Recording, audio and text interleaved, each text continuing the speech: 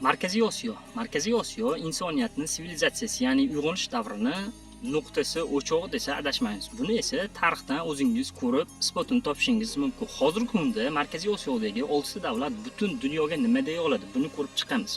Birinchisi Qirg'iziston. Qirg'izistonda jasurlik bor. Jasurlik haqida butun dunyoga jar soladi. Ularga bo'lsa qo'rquv hissiyoti umuman begona. Qozog'istonda mardlik va adolat. Mardlik va adolat ustidagi har qanday qarorni sharaf bilan qabul qiladigan va yelkasida ko'tarib yuradigan bu Qozog'iston. Mardlik va adolat hech qachon yelkasidan tushmagan bu Qozog'iston.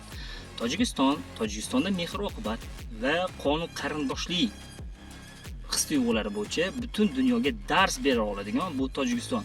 Eslatib o'taman, uni tarixini o'rganasiz, juda ham chuqur tarixga, go'zal tarixga ega. Turkmaniston insonga eng kerakli bo'lgan go'zal tuyg'ulardan samimiyat va beg'uborlik. Bu Turkmanistondan olinadigan his-tuyg'ular bo'lib, dunyoga dars bera oladigan, jar sola oladigan samimiyat va beg'uborlikni eng oliy cho'qqisi bu Turkmanistondir.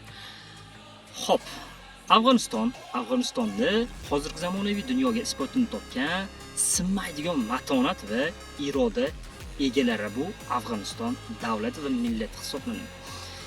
So'nggisida O'zbekiston mana shu go'zal tuyg'ularni birlashtirib turuvchi aql va dono qalb egasi deb bilaman.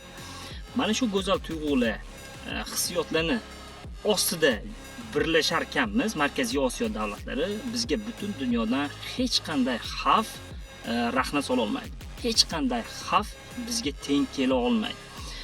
Men o'ylaymanki, Markaziy Osiyoning kelajagi xuddi go'yoki tarix kabi juda ham go'zal bo'ladi va kelajagi buyuk bo'ladi. Va insoniyatni yana oliy cho'qqilarga olib chiqadigan bu Markaziy Osiyoning kelajagi bo'ladi. Bu ma'lumotlar yoqqan bo'lsa, like va obunani bosib qo'yasiz. Sog' bo'lasiz.